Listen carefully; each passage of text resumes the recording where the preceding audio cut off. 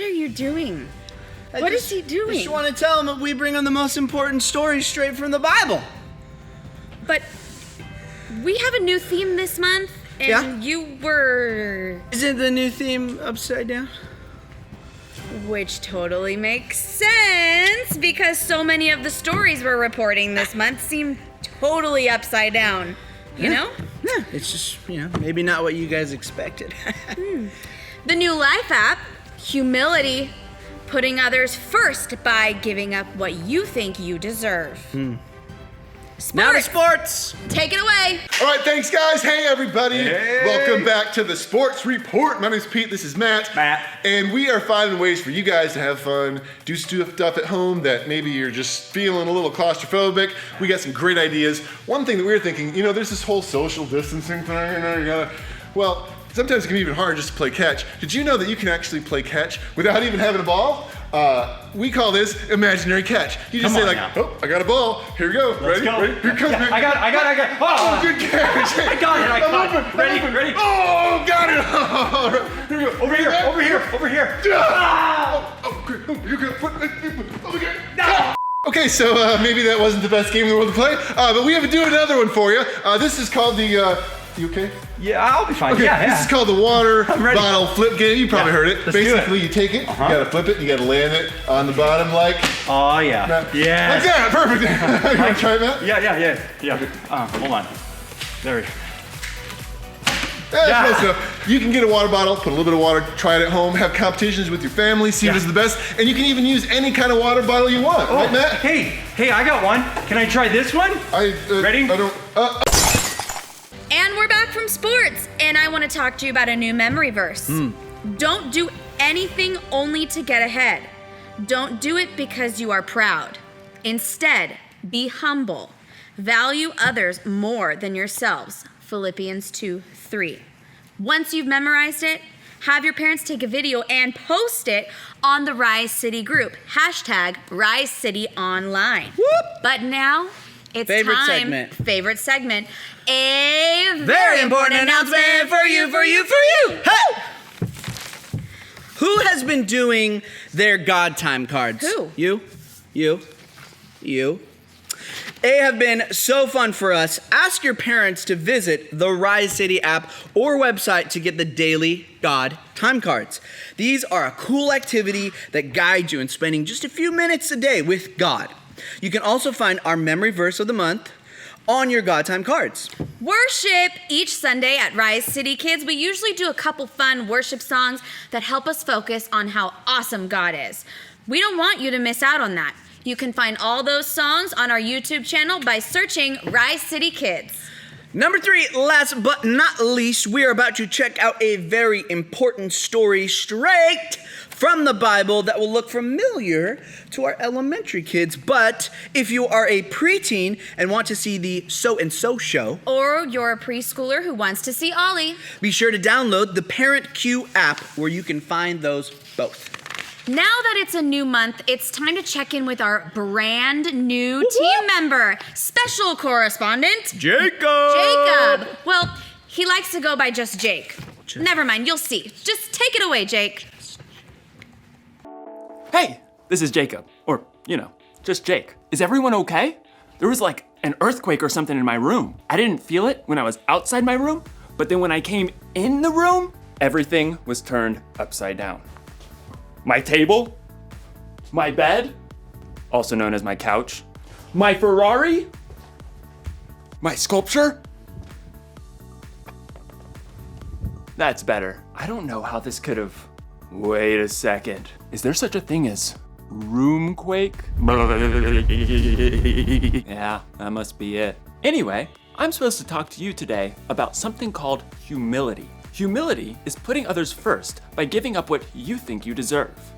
So that means like doing stuff for others, I guess? Like my friend Chris. He's really good at humility. I mean, he humiliates me like all the time. Am I saying that right? Humiliate. Humiliate. He shows humility to me. He's super busy, but he always takes the time to put me first by playing his April Fool's surprises on me. Like the time he put my keys in Jell-O. Or the time he made me a tray of brownies.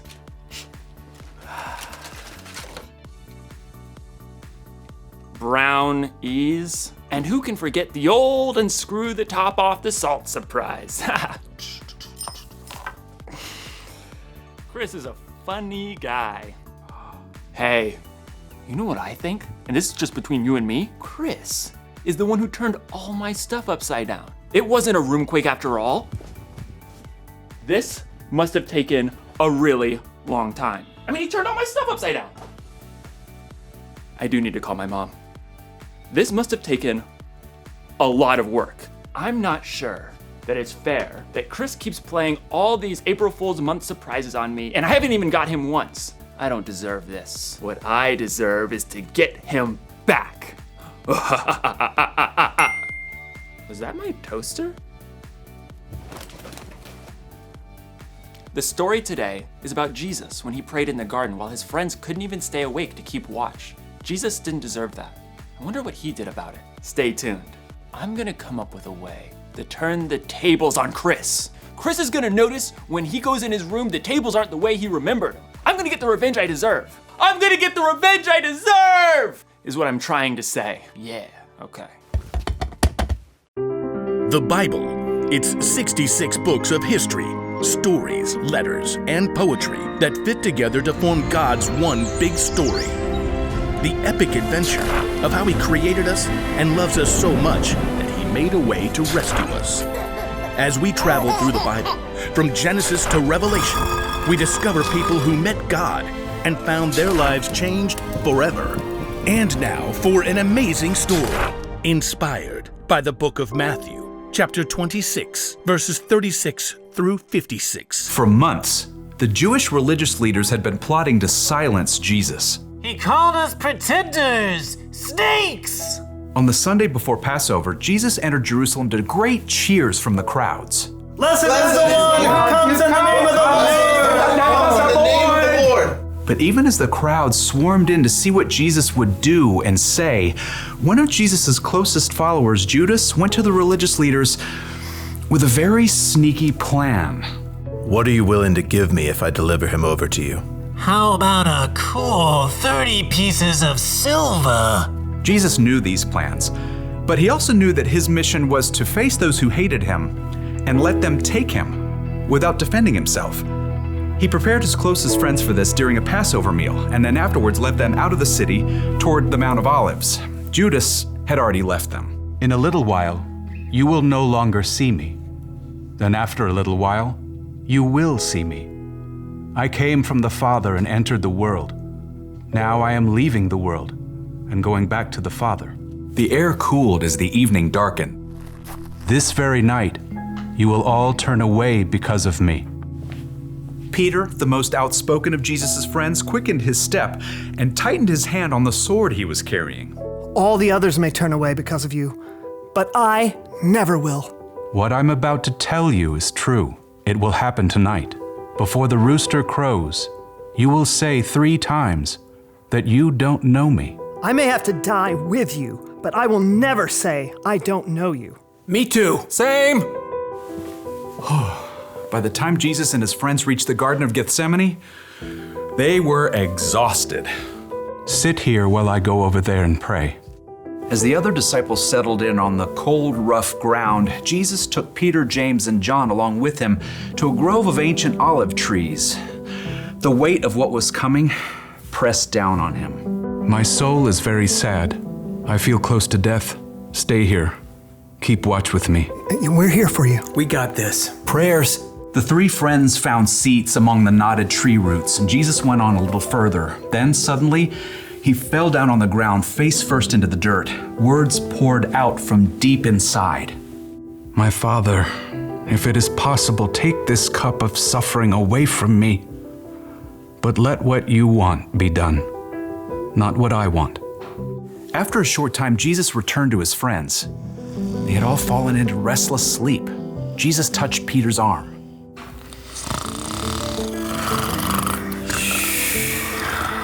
What? Huh? We're just praying. Couldn't you men keep watch with me for 1 hour?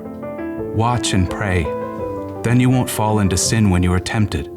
The spirit is willing, but the body is weak. We'll stay awake this time. Got you covered. Again, Jesus threw himself down to pray. His pain was so deep, blood and sweat beaded on his forehead. My Father, is it possible for this cup to be taken away? But if I must drink it, may what you want be done. Jesus returned to his friends once more, to find them still sleeping. The agony in his spirit forced Jesus to lay his heart out to God once more. He prayed the desperate words again, begging God to take away what was coming, and at the same time, revealing his complete trust in God's plan. Let what you want be done, not what I want. At last, Jesus knew the time had come. He returned to find Peter, James, and John buried deep in sleep. Beyond them, his other followers slept too. Are you still sleeping and resting? The disciples struggled through a fog of sleep, blinking and yawning. Below them, torchlight showed an angry mob climbing up the hill. The men were waving swords and clubs, shouting as they came. Look, the hour has come. The Son of Man is about to be handed over to sinners. Get up, let us go. Here comes the one who is handing me over to them. Jesus' friends staggered to their feet, and Peter clutched his sword. As the mob marched closer, they could see the man in front of the mob. It was their friend Judas. Judas? What are you doing? The mob had been sent by the Jewish religious leaders. Judas had already explained to them that he would greet Jesus with a kiss, so they would know exactly which man to arrest. Greetings, teacher. Judas ignored the other disciples and went directly to Jesus, kissing him on the cheek in greeting. Jesus drew back and looked Judas directly in the face. Friend, do what you came to do. The mob surged forward as the disciples just stood there, frozen and confused. As men grabbed Jesus, Peter suddenly sprang to life, awkwardly drawing his sword. Should we use our swords? Peter didn't wait for an answer, but he struck out wildly. His blade sliced right through the ear of the high priest's servant. Oh! Stop this! Jesus touched the servant's ear. Immediately, he was healed. Put your sword back in its place. Do you think I can't ask my Father for help? He would send an army of more than 70,000 angels right away. But then how would the scriptures come true? They say it must happen in this way.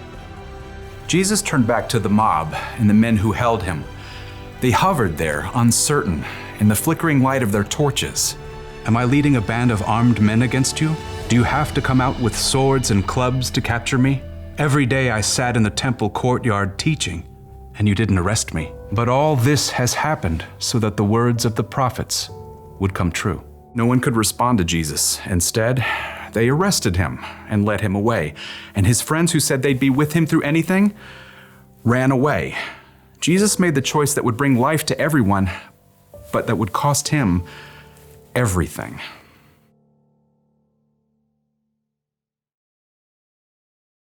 Somebody's gonna get a mustard-filled donut later, and I'm finally gonna get what I deserve.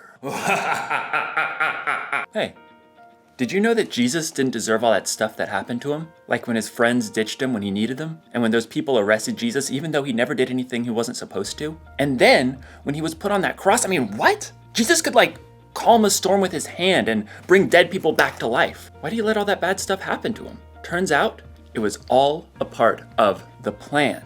When God created the world a whole bunch of years ago, he knew people were gonna need help if they were gonna have a relationship with him. So, he told people he was sending someone who would have to pay for all the stuff they did wrong. And that someone was Jesus.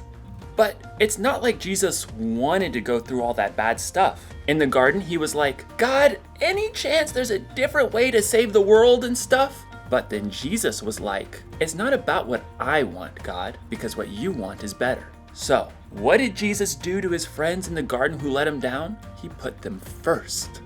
And what did Jesus do to those people who arrested him for no reason? He put them first. And what did Jesus do for you, me, and the whole world? He put us first. It's kind of an upside down way of doing things. Putting somebody else first for no reason when they don't earn it or when they may not even deserve it. I bet we can put people first like Jesus did. You know, we could let someone else pick what restaurant to go to or what video game to play. We could give up our place in line sometimes. Or when someone surprises us by turning our room upside down, we could choose to not get even. So, here's the one thing I learned today. Put others first. It's not about what we deserve. It's not about what we want. What God wants is better. So, April Fool's month or not, I'm gonna put people first. And Chris, if you're watching, keep the surprises coming. But I won't be taking my revenge. I'll just be sitting here, getting what I truly deserve. A delicious mustard-filled donut. Ah, that's some good stuff right there. That's some good mustard. See you next time. So, he knew that he had come to die on the cross for our sins. Jesus chose to carry out his mission. Jesus really showed us how to put others first, right? And that's our bottom line today. Bottom line. Put others first. Okay, it's that time again. Get your small group leader. Do you have the same one from last week? It could be anyone. You know, mom, dad, aunt, cousin, your dog. No, I'm just kidding. Not your dog. But grab somebody, a person that loves Jesus that's older than you. They can be your small group leader. And we're going to explain these questions, and we are going to hit pause so that you're able to go over that with your small group leader. Yep. So let's start with question number 1. Number 1, what is humility? Who did Jesus show humility to? So now we're going to pause, and then you talk about this, and then we'll come back. In 3, 2, 1, pause. Shoop. All right, question number 2. How can showing humility help you love others like Jesus did?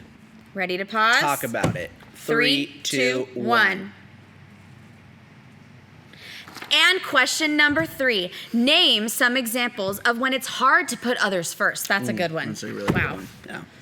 So, lastly, let's talk about prayer. What is it?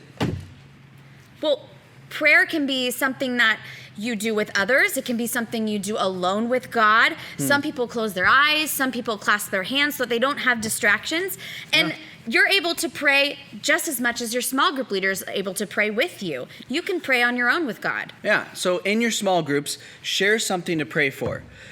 You don't have to, but it's good to talk about it and pray about it with your small group leader. But you can pray by yourself to God. Remember that. Well, let's hit pause and take this time to pray. In 3, 2, 1. Cool.